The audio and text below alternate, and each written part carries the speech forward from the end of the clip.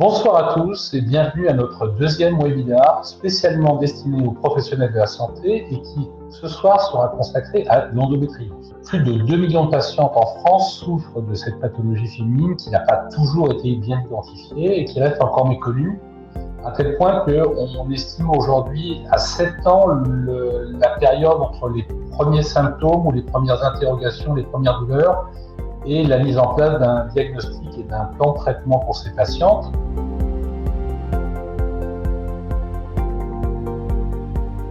Je remercie le docteur Léovic Friedrich d'avoir accepté d'intervenir et de nous éclairer sur cette pathologie et son parcours de soins.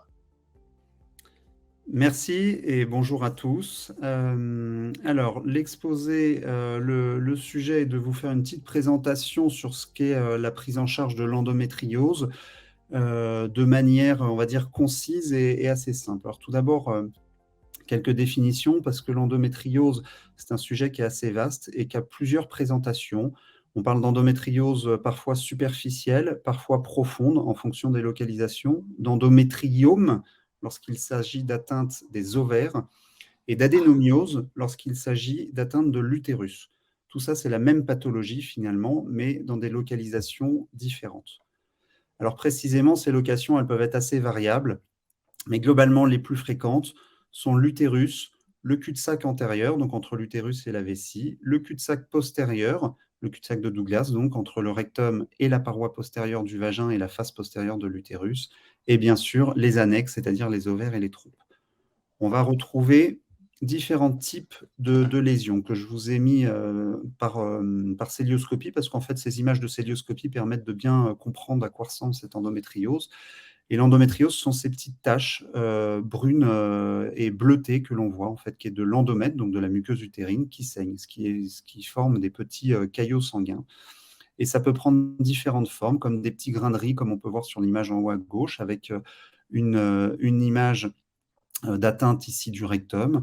Sur l'image en bas à gauche, c'est plusieurs lésions nodulaires qu'on voit, qui sont toutes hémorragiques et qui sont responsables des douleurs. Et puis en bas à droite, une image d'atteinte ovarienne. Parfois, les lésions sont un petit peu plus subtiles. On peut avoir simplement des petites taches brunes, en haut à les deux photos du haut, ou des petites poches dans le péritoine avec des espèces de petites crevasses, voire des petites adhérences brunâtres avec des vaisseaux sanguins autour, en fait, qui sont liés à l'hypervascularisation en rapport avec l'inflammation locale que provoque l'adénomiose. Donc, ça peut prendre des formes vraiment très, très variables. En termes de fréquence, on va retrouver des atteintes qui sont préférentiellement localisées du côté gauche. Ça, c'est lié à la dextrorotation du corps humain. Vous savez qu'on n'est pas parfaitement symétrique et que globalement, l'utérus est légèrement tourné à droite, ce qui fait que par des phénomènes de pesanteur, l'écoulement de sang se fait de manière préférentielle dans la trompe gauche.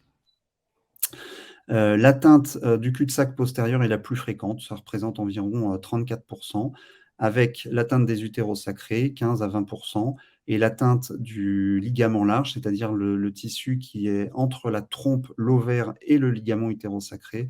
Et donc, si on fait un peu le calcul, l'ensemble de ces atteintes, ça représente pas loin de 75% des atteintes endométriosiques. Et puis, on va avoir un petit tiers qui vont être plutôt sur la paroi antérieure. Et ensuite, on a des atteintes qui sont un peu plus rares. Ça peut atteindre le diaphragme, évidemment le rectum, l'intestin grêle, parfois le côlon droit. On peut avoir des atteintes diffuses dans toute la cavité abdominale. Alors, c'est une maladie, comme on l'a dit, qui est souvent négligée, puisque ça, c'est des données qui sont pas actuelles, mais qui finalement ont été très peu modifiées au cours des 15 dernières années. L'étude de 96, là, il retrouvait un délai moyen de diagnostic aux alentours de 9 années aux USA, 7 années en Angleterre. Aujourd'hui, on considère en Europe que le délai moyen entre les premiers symptômes et le diagnostic est d'environ 6 à 7 ans. Cliniquement, ça se présente par un triptyque, l'endométriose, qui associe les douleurs, l'infertilité et le caractère cataménial des symptômes. Ça, c'est vraiment les 3 éléments qu'il faut retenir. Les douleurs, elles peuvent être de différents ordres. C'est évidemment les dysménorrhées, donc les douleurs au moment des règles. On peut aussi avoir des douleurs lors des rapports. Donc, ces dyspareunies, elles sont souvent profondes, elles ne sont jamais d'intromission, elles sont vraiment dans le fond. Et ces douleurs, en revanche, elles ne sont pas cycliques, les douleurs lors des rapports. On peut avoir des dyskésies, c'est-à-dire des douleurs à l'émission des selles. Et puis parfois, quand on a des atteintes, par exemple, des coupoles diaphragmatiques, des douleurs scapulaires, vous savez que les douleurs du péritoine diaphragmatique se projettent dans les épaules et dans les omoplates.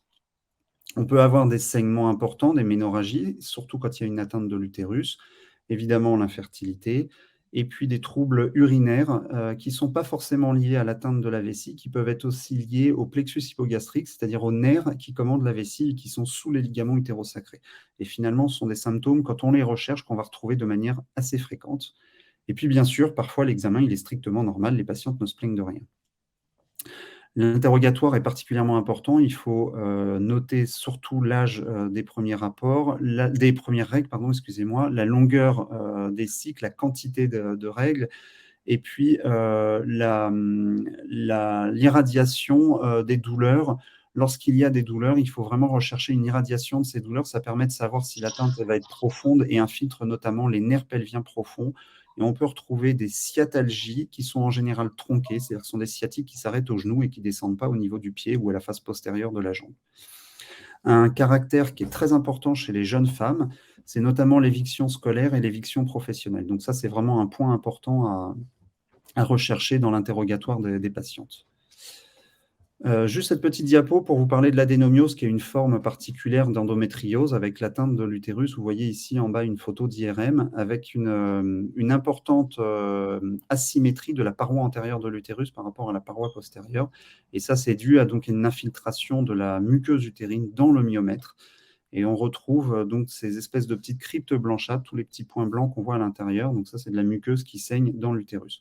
Donc ça fait des formes d'endométriose de la paroi utérine qui sont souvent hémorragiques et particulièrement douloureuses et qui peuvent s'accompagner de signes inflammatoires, notamment digestifs ou urinaires, avec des irradiations et des symptômes sur la vessie.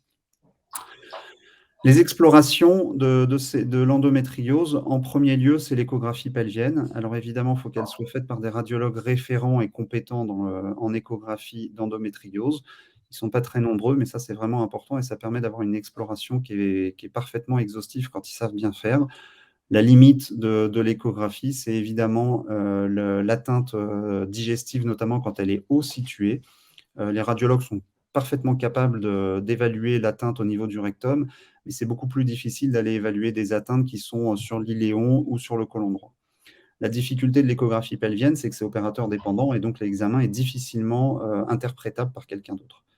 L'IRM pelvienne, là aussi, elle nécessite des radiologues experts. L'avantage, c'est qu'elle peut être relue. C'est-à-dire que lorsque les séquences ont été correctement faites, notamment par la plateforme Deuxième Avis, il est assez aisé de relire ces IRM si le radiologue n'a pas d'expertise particulière dans l'endométriose et s'il y a un doute quant au diagnostic émis par le radiologue, on peut tout à fait faire relire ces IRM et donc évaluer de manière quantitative cette endométriose. Les autres explorations, l'hystérosalpingographie, ça c'est pour l'exploration des trompes et notamment chez les patientes qui sont infertiles. Et un petit mot sur l'écho-endoscopie rectale, parce que c'est l'examen de référence pour l'évaluation de l'atteinte au niveau du rectum. Ça va nous guider notamment pour les prises en charge chirurgicales des patientes qui ont des atteintes rectales hautes et basses d'ailleurs. On va pouvoir évaluer l'infiltration, le degré d'infiltration. Est-ce qu'il est uniquement musculaire et la patiente pourra être éligible à un traitement conservateur, ou est-ce que l'atteinte va jusqu'à la muqueuse rectale et auquel cas on aura un traitement qui sera plutôt d'exérèse, soit en pastille, soit d'exérèse digestive complète. Donc ça a un intérêt parce que les implications chirurgicales sont vraiment différentes.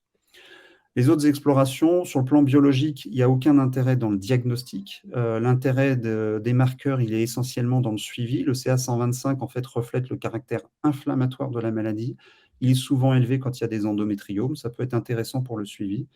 Et l'AMH, qui est la réserve ovarienne, qui est très intéressante et très importante, surtout pour les patientes désireuses de grossesse, puisque ça permet d'évaluer la réserve ovarienne et donc de la suivre, voire d'indiquer une cryoconservation ovarienne chez les patientes qui peuvent avoir notamment des atteintes ovariennes qui sont encore jeunes et qui ne sont pas en projet de grossesse. Les autres examens qu'on peut demander, là en général qui sont demandés par les référents, c'est lorsqu'on a des suspicions d'atteinte diaphragmatique, de faire une IRM centrée sur les coupoles diaphragmatiques ou l'uroscanner pour des atteintes plus spécifiques de la vessie et surtout des urtères, afin d'évaluer le degré d'infiltration des uretères. Le traitement de la maladie, il y a 3 axes. C'est traiter la douleur, traiter l'infertilité ou traiter les deux. En fonction de l'âge de la patiente, de l'atteinte et de la demande de la patiente, évidemment, les traitements vont être différents. Concernant les traitements chez les patientes qui ne sont pas désireuses de grossesse, on va traiter essentiellement la douleur. Le traitement hormonal est recommandé en première intention.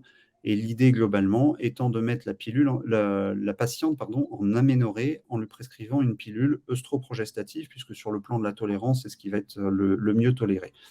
Alors, un point important, c'est d'éviter les pilules qui sont dites triphasiques, tout ce qui est déligé, trinordiol, triaphémie, etc. Il faut mettre des pilules idéalement monophasiques. On commence toujours par des deuxièmes générations avec le dosage minimum, c'est-à-dire l'ILU.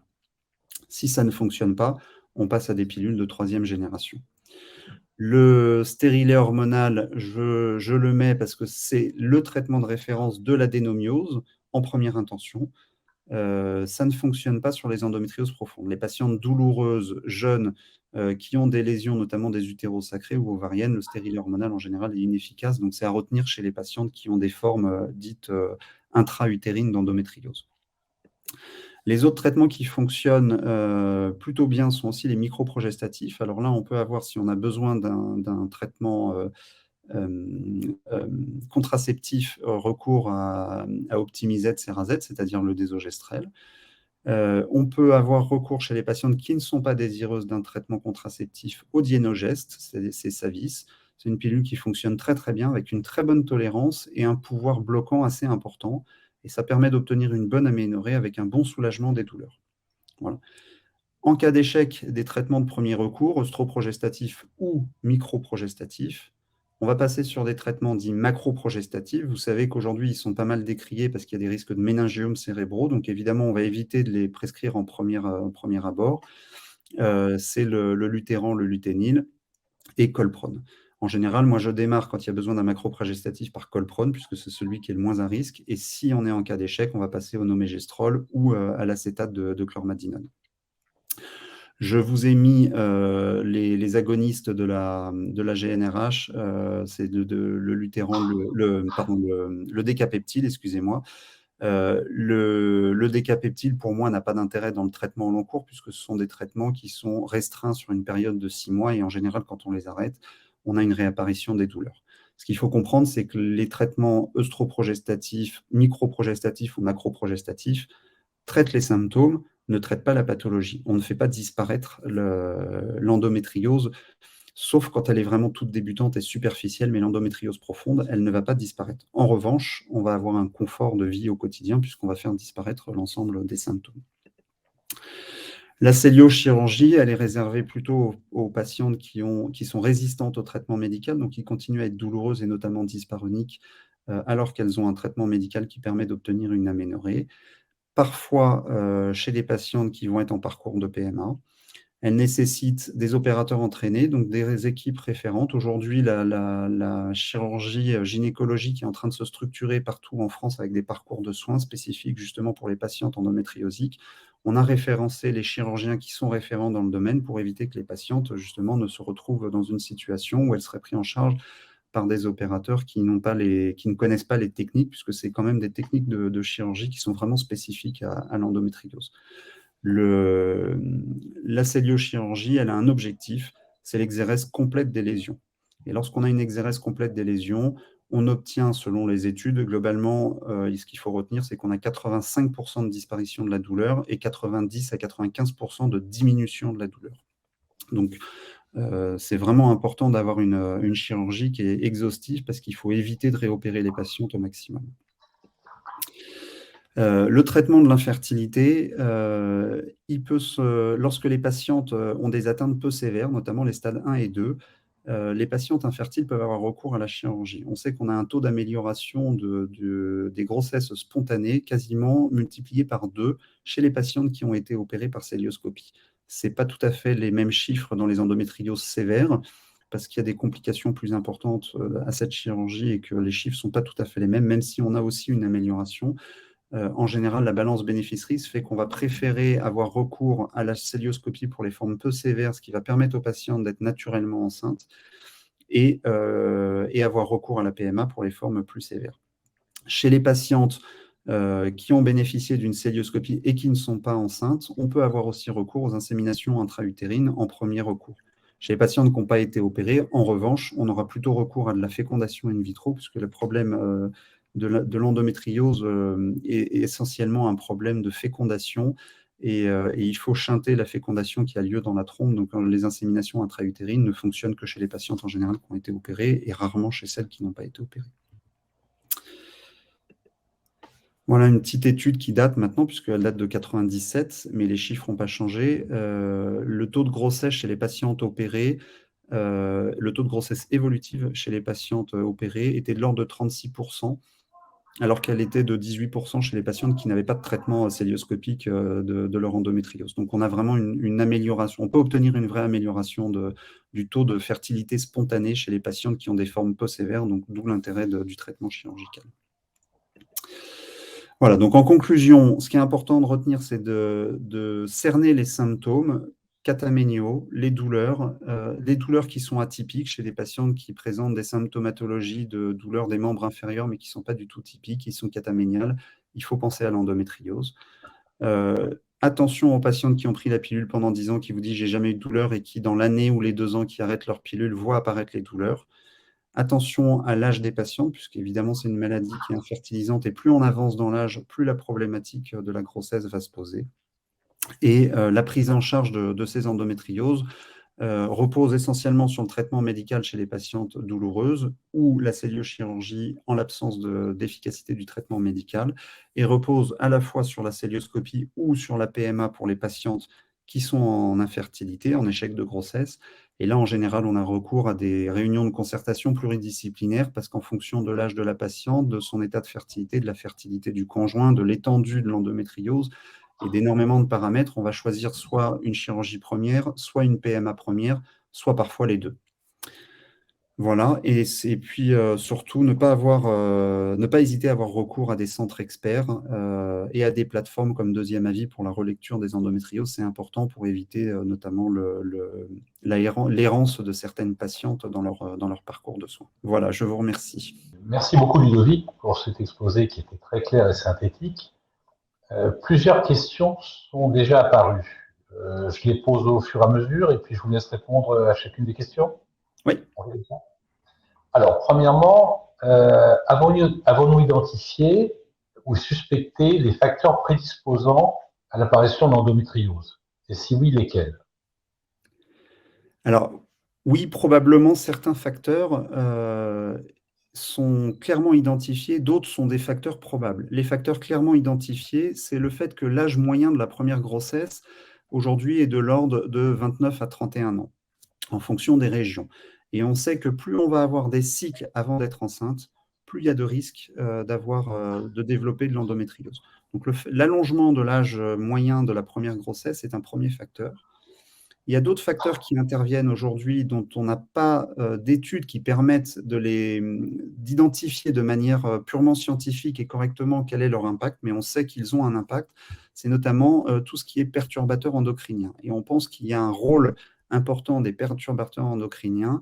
Il y a des études qui sont en cours qui cherchent à les mettre en évidence. Pour l'instant, on a beaucoup de difficultés à comprendre quels sont les mécanismes qui favorisent. Il y a probablement des facteurs génétiques qui existent. Pour l'instant, ils n'ont pas été clairement identifiés. Merci.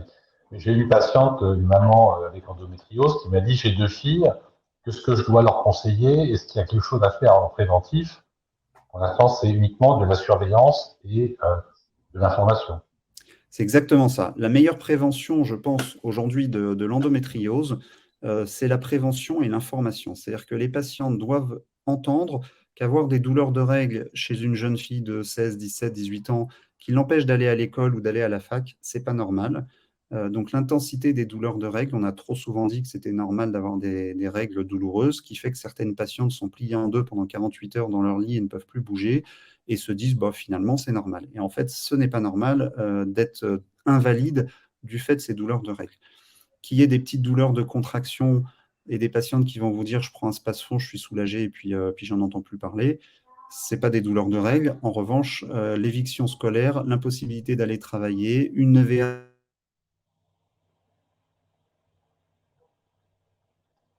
Je crois que... qui va permettre d'éviter le développement de l'endométriose et permettre d'aller faire les explorations nécessaires afin de faire le diagnostic. Écoutez, merci beaucoup. Une deuxième question?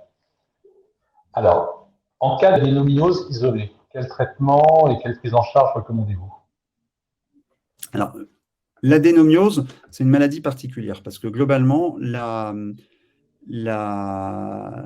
maladie se développe en général chez les femmes de plus de 40 ans qui ont eu au moins 2 grossesses. Et ça, c'est une caractéristique de toutes les adénomioses, et c'est ce qu'on appelle l'adénomiose physiologique.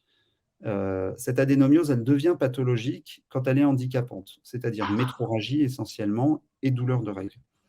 Parfois, cette adénomiose, et c'est là où on pense qu'il y a un rôle des perturbateurs endocriniens, elle intervient chez des jeunes femmes, même adolescentes, enfin post-adolescentes, 17, 18, 20 ans, ce qui est très jeune pour développer de l'adénomiose, surtout chez les nullipares. Le traitement de premier recours, je dirais, chez les patientes qui ont accouché, c'est le stérilet hormonal. C'est vraiment le traitement le plus efficace en général qui permet de stopper complètement les règles et de bloquer l'évolution de la maladie. On a une action qui est purement locale sur l'endomètre et ça fonctionne très très bien. Chez les jeunes filles, c'est un peu plus compliqué. On a plutôt recours à des œstroprogestatifs ou au dienogeste qui fonctionne très bien aussi, qui est un microprogestatif, qui a un pouvoir atrophiant assez important et qui fonctionne plutôt bien. Merci beaucoup. Est-ce que je peux me permettre une troisième question? Bien sûr.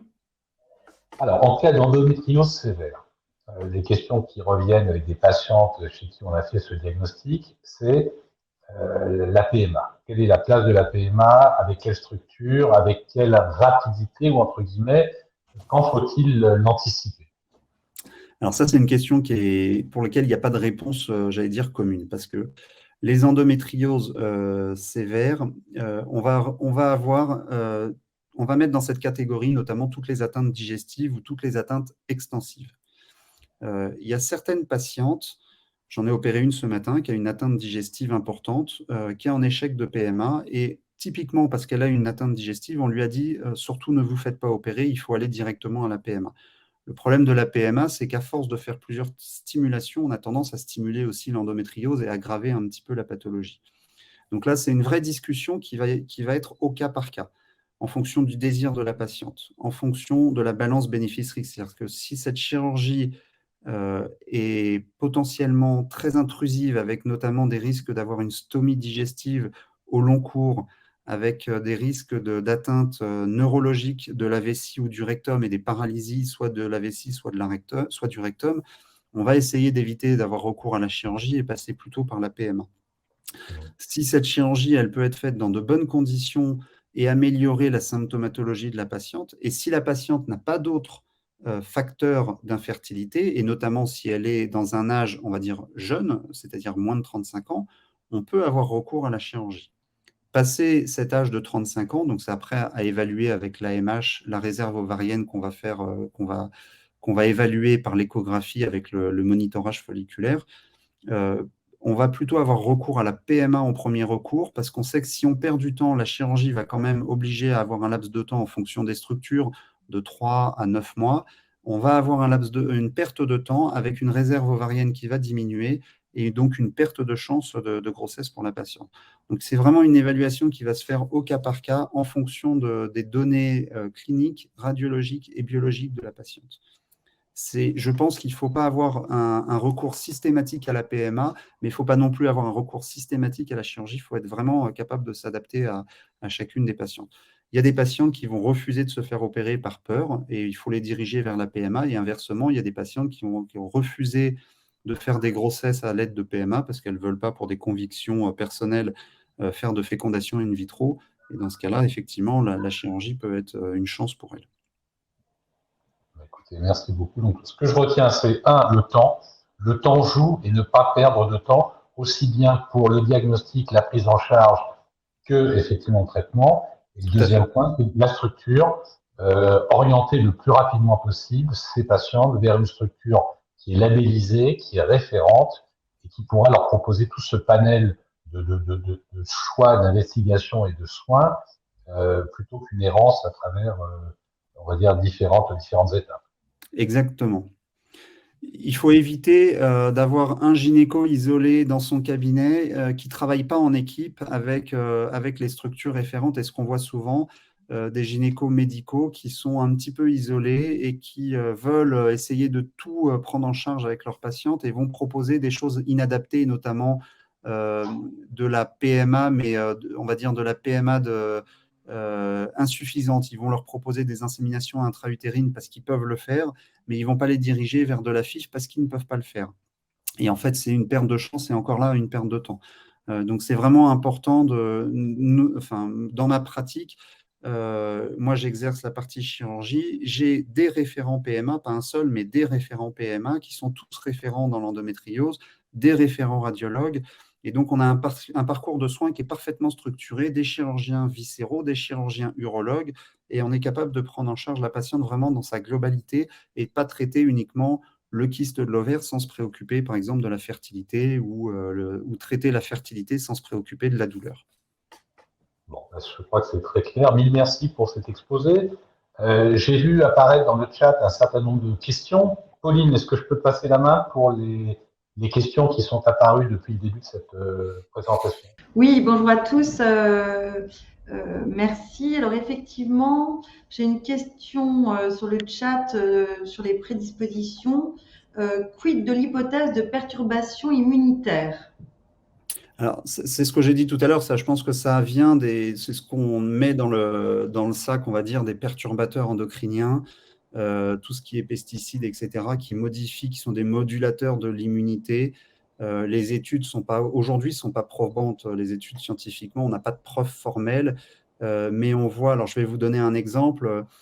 C'est la Guadeloupe. La Guadeloupe, on a Basse-Terre et Grande-Terre. Vous savez que Basse-Terre, c'est l'endroit où il y a la soufrière. Il y a des épandages de pesticides sur les bananeraies. Enfin, il y avait, maintenant c'est interdit, mais il y avait des épandages donc, par avion de pesticides. Ces pesticides rentraient dans la terre, infiltraient les écoulements de rivières, de ruisseaux, et on retrouvait ça dans les nappes phréatiques. On retrouvait une concentration très importante de ces pesticides que la population a bu. Et on se retrouve avec, paradoxalement, une proportion de patientes atteintes de formes sévères d'endométriose à Basse-Terre plus importante qu'à Grande-Terre. Grande-Terre, qui est la zone, l'autre partie de l'île, qui est beaucoup plus plate, où il y a quasiment pas de bananeraies, il y a moins d'épandages. Et donc, dans les populations qui vivent vraiment au pied de la soufrière, on retrouve cette caractéristique avec des formes d'atteinte plus sévères, et on pense que c'est lié à l'exposition à ces pesticides.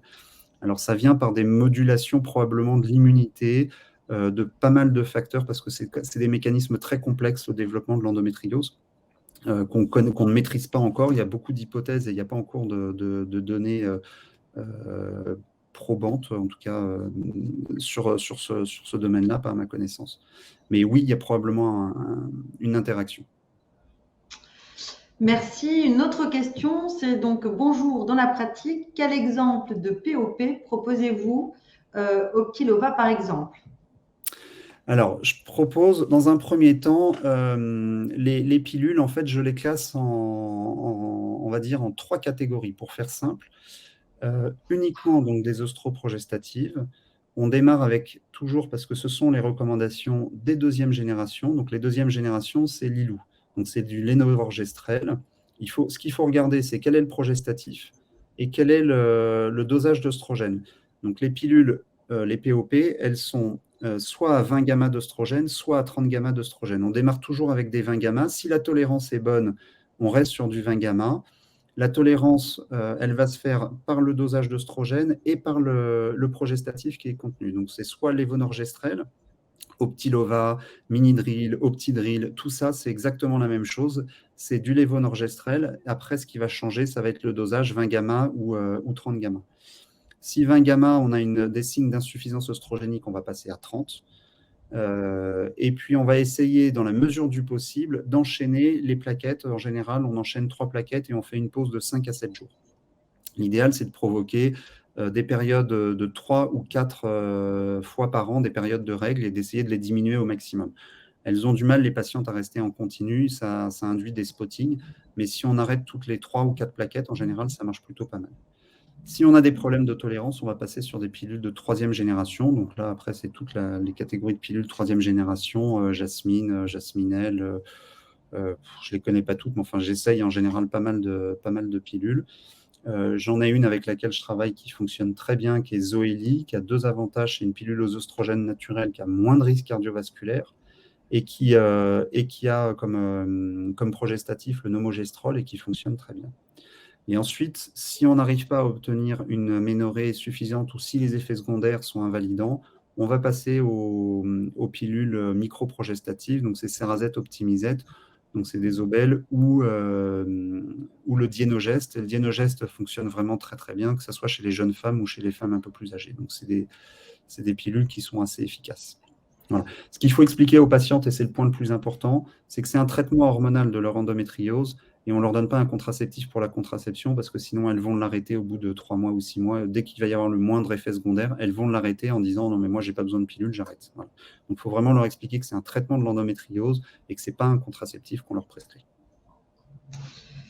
Très bien. Alors, une autre question, c'est comment nous conseilleriez-vous de prendre en charge la douleur pour une patiente douloureuse avec suspicion d'endométriose, mais pas de rendez-vous rapide avec un spécialiste? Alors, dans un premier temps, pas de rendez-vous rapide. En général, on arrive à avoir un rendez-vous dans les 2-3 mois. Et une patiente qui est douloureuse, si elle n'a pas de traitement contraceptif, il faut la mettre sous contraception, lui prescrire son bilan, c'est-à-dire l'IRM, et ensuite l'adresser. Et là, dans les 3 mois, normalement, elle devrait avoir un rendez-vous. Dans la plupart des régions en France, les délais moyens quand même pour ce type de prise en charge, c'est habituellement moins de 3 mois. Après, ce qui est compliqué, c'est que chez les patientes douloureuses sous traitement, on peut avoir recours à des algothérapeutes, donc des médecins spécialistes de la douleur, notamment dans les patientes qui ont des syndromes d'irritation des nerfs pelviens. Là, effectivement, les délais de prise en charge sont très compliqués parce que c'est très long, les algothérapeutes ne sont pas très nombreux et très peu connaissent l'endométriose. Donc c'est vrai que ça, c'est difficile, on a du mal à...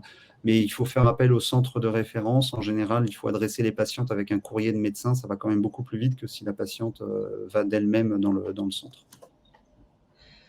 Alors, ça va avec l'autre question. Finalement, où trouver ces contacts de radiologues, de gynécologues spécialisés en endométriose pour bien orienter les patientes? Et pareil, ces algothérapeutes, ouais. Ils font partie en algothérapeutes général. spécialisés en endométriose. Alors, l'idéal, c'est de trouver un gynécologue référent en endométriose. Ça, c'est vraiment l'idéal. Il y a des associations de patientes qui fonctionnent très, très bien, qui existent depuis... il y a EndoFrance qui existe depuis 20 ans. Il y a EndoMind qui existe depuis au moins 15 ans, je dirais. Donc, aujourd'hui, c'est des associations de patientes qui sont très bien structurées et qui ont un réseau de médecins référents, région par région, et qui sont capables de vous donner un listing. Alors, elles ont ces associations dans leur charte. Elles ne recommandent pas un médecin en particulier, elles recommandent un listing dans une région et elles vont vous dire, voilà, le listing qu'on a pour Paris Intramuros, par exemple, ça va être tel et tel médecin. Elle va vous donner une liste d'un certain nombre de gynécologues. Et puis, à travers ces gynécologues, on rentre dans un réseau et c'est lui qui ensuite va pouvoir prendre en charge l'adressage à des référents spécialisés et assez rapidement s'il y a besoin. Ok, donc association de patients. Pardon ? J'avais une question complémentaire par rapport au traitement. En tant que médecin traitant, en tant que médecin de patient, antalgiques, est-ce qu'il y a des antalgiques qui sont déconseillés si on n'a pas accès à l'algothérapeute rapidement? Et on aurait la tentation peut-être de rajouter un anti-inflammatoire. Est-ce que l'anti-inflammatoire pourra avoir un effet bénéfique, par exemple, de l'Antadis, du ibuprofène, ou est-ce qu'au contraire, il n'est pas conseillé? Oui, plutôt au début, démarrer le traitement de la douleur, en tout cas en phase initiale, avec un anti-inflammatoire type Antadis, ou moi j'utilise plutôt le kétoprophène, donc le biprophénide. Ensuite, chez les patientes qui ne sont pas soulagées sous anti-inflammatoire, je vais utiliser volontiers la lamaline plus que le tramadol. J'évite d'utiliser le tramadol pour les problèmes d'accoutumance. L'idée, c'est que c'est vraiment des traitements de la crise douloureuse, c'est-à-dire au moment où les patientes sont douloureuses, et c'est des périodes en général de 48 heures maximum. Ce n'est pas des traitements qu'elles doivent prendre au long cours. Donc, à partir du moment où on est dans une prise en charge au long cours, Les algothérapeutes ont plutôt recours à des neuroleptiques, à des antiépileptiques. L'idée, c'est de Le GABA, par exemple. Le Laroxyl, surtout, ils utilisent le Laroxyl, ils utilisent... je ne sais plus quelles sont les molécules exactement. L'idée, c'est de provoquer une désensibilisation des nerfs pelviens et ça va diminuer le seuil de la douleur. Souvent, c'est des patientes qui ont une hypersensibilité à la douleur et les patientes qui sont douloureuses chroniques quotidiennement, elles ont été tellement douloureuses avant que le seuil de douleur ne descend plus. Donc là, faut vraiment avoir recours à des algothérapeutes. C'est des molécules normalement qu'on n'a pas le droit, nous, de prescrire de toute manière. C'est des prescriptions qui sont limitées aux algothérapeutes. Mais en tout cas, la crise douloureuse, initialement chez les patientes qui commencent à être douloureuses, le temps que le traitement hormonal soit efficace, très souvent, un anti-inflammatoire ou la lamaline, ça suffit. Très bien. Une autre question, c'est comment expliquer que certaines patientes se plaignent de douleurs en dehors des règles ou en l'absence de règles, entre parenthèses, sous traitement hormonal? C'est qu'elles ont peut-être des douleurs qui sont liées aussi à autre chose que de l'endométriose. Et notamment, une forme qu'on voit de plus en plus apparaître, qui est sous-traitée, enfin 2 choses que l'on voit de plus en plus, c'est le syndrome de congestion pelvienne, donc qui est lié à des vasodilatations des veines dans le pelvis, et ça peut être particulièrement douloureux et c'est pas cyclique, c'est des douleurs continues en général avec un syndrome de pesanteur pelvienne. Et puis la deuxième forme, c'est ce qu'on appelle vulgairement le syndrome du côlon irritable, en fait, qui sont des douleurs d'origine colique, qui sont liées à des ralentissements importants du transit, qui sont liés à un état inflammatoire du côlon et qui provoquent là des douleurs permanentes. En général, quand il y a des douleurs chroniques, permanentes, continues, c'est très souvent le côlon qui est en cause. L'origine de cette inflammation peut être l'endométriose, mais une fois que l'endométriose est traitée, il faut traiter la pathologie digestive. Très bien. Une autre question, je soupçonne une endométriose chez ma patiente, mais comment poser le diagnostic, considérant que les délais de rendez-vous avec un spécialiste dans ma ville sont extrêmement longs? Alors, typiquement, quand c'est compliqué comme ça, faire une IRM pelvienne et puis demander un avis sur une plateforme comme deuxième avis. Il va y avoir une relecture de l'IRM et puis il va y avoir un avis de traitement fait par un médecin qui va pouvoir vous donner la marche à suivre sur le plan thérapeutique en fonction des données de l'IRM. Et donc, ça permet dans un premier temps déjà d'avoir un compte-rendu de médecin qui va vous proposer une démarche thérapeutique. Très bien. C'est tout l'intérêt pour moi de la plateforme Deuxième Avis pour avoir cet accès justement à distance pour les patientes qui n'ont pas dans leur région ou en tout cas qui sont obligés de faire des kilomètres et des kilomètres pour avoir accès à un spécialiste. Et alors, du coup, il y a une question effectivement dans le chat en disant comment transmettre l'IRM pelvienne sur deuxième avis. Donc là, vous pouvez le faire vous-même en tant que professionnel de santé, mais ça prend du temps. Ou sinon, proposer à vos patients de le transmettre elles-mêmes. Et on a un système totalement sécurisé, rapide, simple pour que le CD-ROM en fait soit transmis sur la plateforme sécurisée et l'espace du médecin spécialisé. Donc on a une dizaine de radiologues spécialisés et donc qui peuvent en effet interpréter l'IRM pelvienne à distance. Et le compte rendu du coup vous sera envoyé et évidemment disponible sur l'espace sécurisé du patient, mais est envoyé évidemment au médecin qui en a fait la demande. Voilà. Merci Ludovic pour cet exposé qui était instructif, interactif et passionnant. Merci à toutes et à tous pour votre participation et merci aussi à l'équipe de Deuxième Avis qui a permis l'organisation de ce webinaire. Le replay sera comme d'habitude disponible très prochainement et n'hésitez pas à le partager avec vos collègues et vos confrères. Enfin, par avance, si vous pouviez prendre quelques instants pour répondre au questionnaire à la fin du chat, ça nous permettrait de nous améliorer en permanence. Écoutez, merci à toutes et à tous pour votre participation et j'espère à très bientôt.